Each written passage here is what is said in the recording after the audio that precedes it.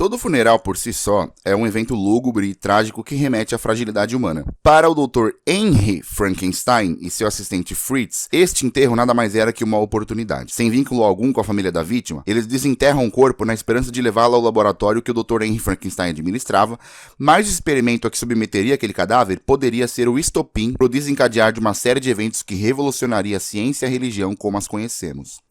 Senhoras e senhores, é com um prazer imenso que hoje literalmente desenterramos uma das maiores e mais influentes histórias de horror, narrada pela primeira vez em 1818 em forma de livro, cuja própria importância se confunde com a história do horror e cuja ficha técnica talvez seja maior que o próprio enredo.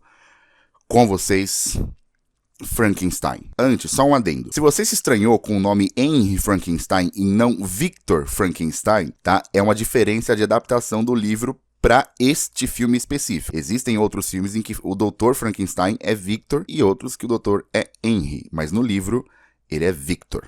Vamos lá. Olá pessoas, aqui quem fala é o Juquib, o assunto vai ser sempre terror e pessoas, estamos agora no TikTok, onde faremos vídeos curtos sobre curiosidades e tal, e pensando ser uma rede onde as coisas viralizam com mais facilidade, eu preciso muito que vocês me sigam e compartilhem nossos vídeos de lá, para tentar fazer o pessoal de lá conhecer o iPanic no outro mundo aqui do YouTube. Nosso username é iPanic mesmo, igual na tela e na descrição, e graças a Deus chegamos nas nossas metas. Vocês sabem do que eu tô falando, mas não vamos deixar essa peteca cair. Quem não tiver o TikTok e tiver interesse em acompanhar a gente por lá, baixe o aplicativo gratuitamente, na hora do cadastro, digita esse código de convite aí na tela, que aí dessa forma vocês me ajudam bastante pra gente conseguir viver disso aqui. Antes de quaisquer outras coisas, preciso continuar sugerindo a vocês que sigam a página do iPanic no Instagram, porque é só lá e apenas lá que vocês vão saber qual o próximo filme que este canal vai revisar. Também devo encarecidamente solicitar que vocês ativem as notificações no celular pra que vocês não percam os vídeos que eu lançar por falta de aviso. Tudo bem que eu lanço vídeo uma vez na vida e outra na vida? Mas aí quando eu lançar o vídeo na vida, vocês não perdem por falta de notificação. Senhoras e senhores, também estamos no Twitter, por onde tento ter um contato mais estreito com vocês. E o nosso username é Sinap,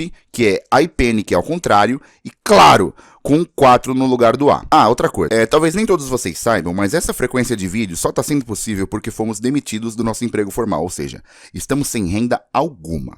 Então, pra quem puder ou tiver, a gente vai disponibilizar nosso Pix aí, pra que você, se possível, ajude o projeto com qualquer valor. A chave tá aí na tela e na descrição se você preferir copiar e colar. Então não esqueçam, ó, Instagram, notificações no celular, Twitter e agora TikTok, todos nomeados novamente aí na tela e na descrição pra vocês. Se puderem, me darem essa força. Vocês já sabem que mais detalhes vêm no final do vídeo, já sabem que esse vídeo tem spoiler, que é a revelação final do enredo. Então, preparados ou não, partiu! Bom, para recapitular, estamos no século XVIII e saímos agora da ocasião em que Henry Frankenstein e seu assistente Fritz acabavam de roubar um cadáver no túmulo, especulativamente para a realização de algum propósito ainda não conhecido. No entanto, quaisquer que fossem as intenções do doutor em se apoderar daquele corpo, ele ainda precisava de um cérebro, necessariamente morto, para efetuar seus experimentos. Sem opções viáveis no cemitério que acabara de saquear, ele foi a seu antigo local de estudo, a Faculdade de Medicina de Goldstadt, onde, pelos vãos da janela, observava o renomado doutor e seu ex-professor Waldman ministrar sua aula de anatomia, onde, convenientemente, ele lecionava sobre as diferenças entre um cérebro humano saudável, mentalmente, e um cérebro humano disfuncional que pertenceu a um criminoso, mentalmente inapto e anatomicamente degenerado, causando rugas no tecido que caracterizam esse distúrbio. Para Henry e Fritz, era um prato cheio, porque era especificamente de um cérebro que ambos precisavam para os seus propósitos. Então, esperaram o fechamento da universidade para invadirem a instituição e roubar aquele cérebro ali exposto. Mas, dar qualquer tarefa simples pro corcunda e atrapalhado Fritz talvez não fosse a melhor escolha. E este, por sua vez, acabou derrubando o vidro com um cérebro normal, tornando-o inútil ao interesse de Henry e assim, por exclusão, precisou levar o cérebro do criminoso. Tanto o corpo quanto o cérebro foram levados ao lugar onde Henry Frankenstein estava recluso, numa torre de vigia nas montanhas próximas a Goldstadt, onde o curso da história mudaria para sempre. Elizabeth Lavenza era noiva de Henry Frankenstein, tá? Mas passavam-se 4 meses que não tinha notícias de seu noivo. Sozinha em casa, ela vivia na esperança de rever o quase esposo, mas se recolhia na insegurança. Victor Moritz era melhor amigo de Henry, amigo da família, portanto. E a convite da noiva de Frankenstein, a Elizabeth, ele visitou ela porque, pela primeira vez em 4 meses, ela afirmou ter notícias de seu recluso noivo. E apaixonada que era, aquela talvez fosse uma oportunidade única. De fato, Elizabeth recebera uma carta de Frankenstein onde ele pedia pedia paciência à noiva solitária por estar perto de uma invenção que questionava sua sanidade, mas revolucionaria o mundo da ciência. Justamente por isso, ela pediu a visita de Victor Moritz, por entender que aquelas palavras misteriosas tinham um quê de arrogância, e como amigo da família, Victor poderia ajudá-la a compreendê-las, uma vez que era próximo de Henry, mas também não tanto, né, a ponto de ele não economizar nos sorrisos que dava à mulher do amigo. De todo modo, Elizabeth e Victor Moritz se encontram com o Dr. Waldman, ex-professor de Henry na faculdade de medicina e que talvez fosse a pessoa mais capaz de dissertar sobre esse tal experimento a que Frankenstein tanto se dedicava. Waldman, por sua vez, atesta o brilhantismo do ex-aluno, mas também orienta que, apesar de inteligente, era um jovem problemático. A pesquisa de Henry era focada no galvanismo e na eletrobiologia, fenômeno que Luigi Galvani descobriu no século XVIII ao estudar pernas de rãs mortas estimuladas com eletricidade e que as fazia se mover. Galvani constatou que os músculos funcionam à base de correntes elétricas, e o contato de metais, ótimos condutores elétricos, em soluções ácidas ou salinas também provoca esse fenômeno. Tem um vídeo que eu achei aqui na internet que mostra perfeitamente como isso ocorre, e valendo se lembrar que corrente elétrica, por definição, são elétrons em movimento, cuja intensidade se mede em ampere pelo Sistema Internacional de Unidades. Você que tá na aula de física aí, já fica a dica. Então, Henry Frankenstein estudava esse campo e seu nível de conhecimento sobre o tema superava o dos próprios mestres na universidade em que ele era aluno.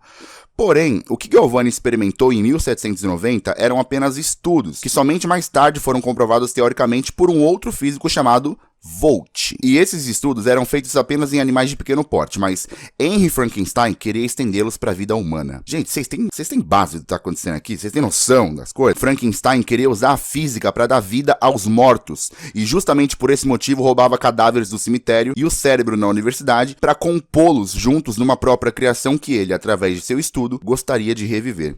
Isso era algo perigosíssimo, tá? E por isso, ainda na faculdade, ele não encontrou apoio para fazê-lo. Portanto, resolveu ficar recluso numa torre perto de Goldstadt e se dedicar em seu experimento que, de acordo com o professor Waldman, de fato poderia ser revolucionário na sua área de pesquisa, na ciência como um todo e, por que não, no mundo conhecido. Sabendo disso, Elizabeth pede ao professor Waldman que, mediante sua influência, com ela e Victor Moritz se juntassem e visitassem Frankenstein na torre onde estava recluso. Mas talvez aquela fosse a pior noite possível para uma visita amistosa. Primeiro, que estava um temporal do diabo, tá? E segundo, porque esse temporal fazia parte dos planos do anfitrião para aproveitar-se da carga elétrica que os raios e somente eles poderiam oferecer ao maquinário por Frankenstein construído. De todo modo, a visita foi feita. A verdade é que Henry não gostaria de recebê-los naquele momento chave de seu experimento, né? Mas, questionado de sua saúde mental, sentiu-se desafiado e os convidou a testemunhar o que estava prestes a acontecer. Nesse instante, Frankenstein os contextualiza de que seu trabalho visionário teria descoberto uma carga elétrica que fornecia um raio muito mais energético que o ultravioleta e que com essas ondas seria capaz de tornar a morte um tabu. O cientista lhes mostra um corpo deitado numa maca, visivelmente composto por recortes de vários outros corpos e juntados nesse, minuciosamente montado para otimizar aquele momento.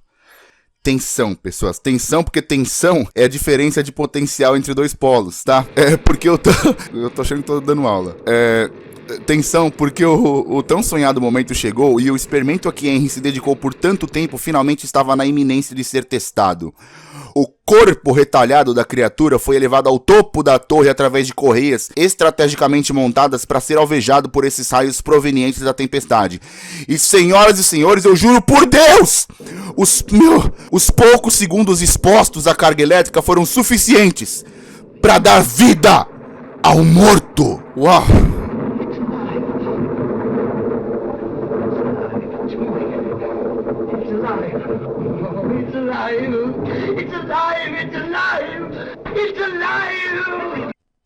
O pai de Henry, no entanto, ainda estava preocupado, tá? Era nítida a decepção do barão Frankenstein por acreditar que seu filho estava perdendo tempo ao invés de dedicar-se ao casamento com Elizabeth, cuja data era bem próxima. O barão externou essa indignação ao magistrado Vogel, que, dada a influência da família Frankenstein na região, já contava com esse casamento, uma vez que o vilarejo inteiro já tinha sido preparado para tal. Mas pelo jeito, e ao que tudo indica, Henry deixava a vila, a noiva e o próprio pai pelo seu novo experimento. E no que dependesse do barão, não ia ficar por isso mesmo. Frankenstein e o professor Waldman, apesar de inteligentíssimos, tinham visões diferentes sobre a tal experiência. Deu certo? Deu. Mas o professor sugere que aquela invenção, se mal administrada, poderia ser dolosa e abrir precedentes perigosos no campo da ciência. Henry, por sua vez, sugere que a ciência foi feita de descobertas perigosas que desafiavam seu tempo, e que tudo bem se o chamassem de louco, desde que cedo ou tarde entendessem a grandiosidade do que ele desenvolveu, sugerindo mais testes no seu experimento, alegando que o cérebro da criatura ainda precisava se desenvolver. Só que então, né, nós sabemos que aquele tal cérebro foi aquele lá roubado da universidade, onde Fritz, o assistente de Henry, por acidente e descuido com o cérebro são, acabou levando o cérebro disfuncional que pertenceu a um criminoso. E Frankenstein agora, e só agora sabendo disso, não deu a devida importância. Não deu importância porque, observem, a criatura criada por Frankenstein não representava ameaça alguma por estar sendo mantida em ambiente escuro, ambiente controlado, sem intervenção de raios luminosos ou cargas elétricas que prejudicassem seu metabolismo. Dessa forma, Henry conseguia controlá-lo através da voz, mas a criação dele, de algum modo, parecia ser ligeiramente sensível à luz do fogo. Por exemplo, aqui, o Fritz entrou no laboratório com uma tocha, o que causou espanto na criatura. E acreditando que aquela reação foi um contra-ataque genuíno da criatura por sentir-se ameaçada pela luz que Fritz empunhava através da tocha, sob o qual o próprio Henry já testemunhara provocações por parte do assistente à sua criatura utilizando fogo e luz, o cientista decide prender sua criação no calabouço da torre, onde as afrontas de Fritz continuavam até culminarem em seu desfecho fatal. Ouvindo os gritos do assistente, Henry e o Waldman descem ao cárcere onde mantinham a criatura e juntos eles observam Fritz enforcado, certamente pelas provocações que fazia e que resultaram na fúria do experimento de Frankenstein, que soltou-se das correntes e agora era algo a se temer.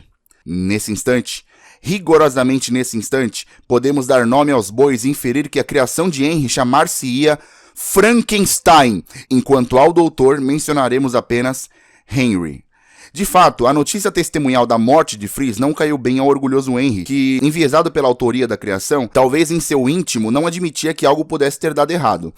O professor Waldman, no entanto, sugere o extermínio de Frankenstein, ou pelo menos sedá-lo, prevendo que aquilo pudesse sair do controle, e a tentativa foi feita. Depois de um confronto bastante físico, tá? O monstro foi dopado e precisou ser escondido porque o pai de Henry, o barão, junto com Elizabeth, estava furioso a caminho da torre para encontrar seu filho, para questioná-lo e levá-lo de volta à mansão onde ele verdadeiramente morava. Só que Henry não parecia estar em seus melhores dias, muito pelo contrário. Ele passou mal na frente da esposa e do pai, e se auto-atribuía a responsabilidade pela morte do assistente. Dessa forma, foi trazido de volta ao lar, onde se recuperou, adiantou seu casamento, que foi ovacionado pelos moradores do vilarejo, e que tão logo aconteceria, tornaria-se festa em todo o condado, porque apesar da família Frankenstein, e aqui especificamente eu falo da família, tá? Com o nome Frankenstein. Aqui é a família Frankenstein. Apesar da família Frankenstein ser da elite, os camponeses foram patrocinados por ela com barris de cerveja que garantiriam a festa por toda a vila, que dançava e cantava em comemoração ao casamento. O trabalho de Henry, portanto, agora ficará aos cuidados do professor Waldman, que tentaria estudá-lo para destruí-lo em seguida. Enquanto os preparativos eram feitos, sem que Waldman percebesse, o monstro despertou da sedação e antes mesmo que pudesse ser exterminado pelo professor, encarregou-se ele de fazer o mesmo, levando Waldman para Valhalla. Frankenstein estava livre, justamente num dia em que todos os moradores da vila estavam nas ruas festejando e sujeitos à ameaça de que eles nem imaginavam existir. A notícia é apavorante porque, pessoas, temos uma criatura morta trazida de volta à vida à solta pelo condado e que não tinha escrúpulos nem discernimento para subjugar o que era certo, errado, mal entendia o vocabulário, respondia a estímulos visuais. Frankenstein era meio que uma criança perigosa e, tanto por isso, em fuga pela vila, ele encontrou a pequena Maria, essa garotinha com quem teve um início de afeição e com quem brincou por um breve momento. Vejam, brincavam de jogar flores no lago para elas flutuarem, para elas boiarem. Mas quando as flores acabaram, a criatura jogou a própria Maria na água, assassinando-a e fugiu. Era dia do casamento. A vila em festa, a mansão enfeitada, os ânimos na expectativa, só que, com tudo já tão preparado, Elizabeth não entendia o atraso do professor Waldman e que sentia que tinha algo de errado pairando no ar. Pois é, como já testemunhamos, o Waldman foi morto pela criatura, e seu falecimento já era sabido por Victor Moritz, que acabava de chegar na mansão para comunicar do óbito ao melhor amigo. Junto à notícia, o boato de que a criatura estava solta e foi avistada à espreita por entre as árvores nas bases da montanha. Temendo o pior, Henry e Victor ouvem zumbidos similares aos que o monstro proferia, e procuram sua origem pela mansão. Tensão, pessoas, tensão, porque se Frankenstein tivesse de fato na redondeza, sua presença poderia significar a morte, e por muito pouco não foi causado em Elizabeth em seu encontro com ele. Veja, por sorte, os gritos de pavor da noiva alertaram os rapazes que chegaram a tempo de intervir e evitar o pior, mas não puderam evitar que o monstro sumisse. Concomitantemente, Ludwig, o pai da pequena Maria, chega à vila com a filha morta nos braços e, junto aos populares, manifesta sua indignação em frente à prefeitura pela filha assassinada ao magistrado Vogel, que promete providências imediatas. Enquanto isso, de volta à mansão, Henry tem ciência de que não pode haver casamento enquanto a criatura estiver perambulando pelo vilarejo. E não poderia mesmo, uma vez compreendida a ameaça que ela representava enquanto livre na região. E tanto por isso, Henry, o pai de Maria e todos os homens da vila se uniram em mutirão para caçar o monstro que acabou com o clima de festa em Goldstadt. Com as mulheres e crianças protegidas em suas casas, a caça ao monstro se distribuía pelas vielas do condado até as colinas, as montanhas, o lago, tudo em grupos divididos para aumentar o alcance da busca. Afunilando cada vez mais a procura, Henry, junto a alguns aldeões, parecem estar seguindo o rastro certo porque já havia vítimas no caminho que eles trilharam, e dessa forma, inevitavelmente, cedo ou tarde, criatura e criação estariam frente a frente. Meu Deus do céu, tensão, pessoas, tensão de novo, porque à espreita, Frankenstein interpela seu criador e que, para sua surpresa, não teme mais uma pequena chama do fogo e a luz que lhe era imposta.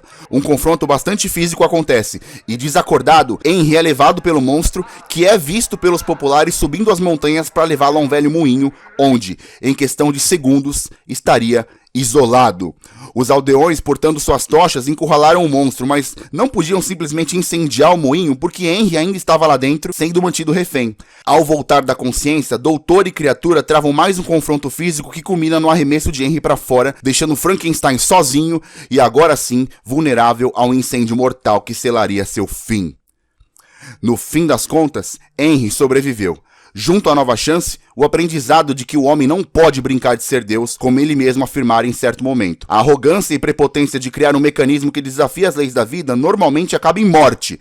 Mas, parando para pensar, se existiu uma coisa que de fato subverteu as leis que governam o universo e criou um legado sem precedentes, essa coisa tem nome. E esse nome é Frankenstein! Frankenstein é um filme de terror de ficção, tendo essa primeira parte sido lançada em 31, produzida e distribuída pela Universal Pictures e com selo NR de classificação indicativa. Baseado no livro Frankenstein ou O Prometeu Moderno de Mary Shelley, o longa foi banido em alguns países ou sofreu cortes em vários estados pelas cenas fortes da época, julgado até de blasfemo por uma fala específica de que Henry sabia o que era ser Deus após o exitoso experimento dando vida à criatura, e por esses motivos houve uma discussão jurídico-administrativa sobre a classificação indicativa, uma vez que os órgãos reguladores dessa questão foram formalizados apenas em 1934, quando o filme já tinha 3 anos. Na discussão, e apesar das diversas restrições impostas por instituições de avaliação mundo afora, o longa nos Estados Unidos ganha classificação NR, que significa não avaliado. A produção atinge a excelente média de 7.8 no IMDb, ou seja, nota muito azul, e uma aprovação absurda de 87% no Rotten, que são parâmetros populares de avaliação. A crítica, nem era preciso dizer, mas ovaciona Frankenstein de forma praticamente unânime, tornando o ícone da era dos monstros da Universal Pictures que, com um elenco rotativo, trouxe ao cinema clássicos da literatura gótica e da cultura popular, como Drácula, de Bram Stoker, O Médico e o Monstro, de Stevenson, O Homem Invisível, de Herbert George Wells, Lobisomem em Londres, entre outros que tornaram os anos 30 e 40 um marco histórico pro horror no cinema, contextualmente conturbado e que logo será tema de um vídeo específico. Por elenco rotativo, eu quero dizer que os mesmos atores eram usados nesses rodízios, dividindo papéis de destaque, e é dessa forma que conhecemos Bela Lugosi, Edward Van Sloan, Lon Chaney Jr., Boris Karloff, Colin Cleave e entre outros que abrilhantaram o cinema preto e branco pela Universal, que, aproveitando do prestígio das franquias dos monstros, criou diversas sequências para Frankenstein e crossovers com outros monstros do movimento, cujos quais alguns dizem até que foram exagerados na questão quantidade. Ovacionado em diversos artigos e revistas, aclamado por portais e periódicos, Frankenstein é tido como um dos principais filmes da história, não só do horror, e merece a posição que ocupa em rankings mundo afora como um filme necessário para ser visto. Eu nem falei da bilheteria ainda, né? Aos bolsos dela, a produção atinge 12 milhões de dólares, vamos lembrar que estamos no início dos anos 30, tendo sido gastos apenas 260 mil para ter sido feito. Pessoas, para não me estender mais ainda, não existem palavras para descrever Frankenstein opinativamente. É só ver e se apaixonar, porque, assim, vocês sabem que eu sou um grande entusiasta do cinema de horror preto e branco, e eu sou apaixonado por Drácula, por Lobisomem, Tarântula, Múmia, entre vários outros, e talvez por isso não consiga ser tão imparcial como eu gostaria numa análise. E então, pra Frankenstein, eu não posso dar outra nota que não seja 10. Se vocês gostaram do vídeo, por favor, cliquem em gostei e se inscrevam no canal para levá-lo adiante. Ah, pessoas, mesmo esquema, tá? Se vocês viram até aqui, comentem Juquiba, tamo junto. Só pra eu confrontar essa taxa média de visualização aqui do YouTube, fechou? Repassem aos seus amigos, principalmente aqueles que curtem filmes de terror, e fiquem na paz.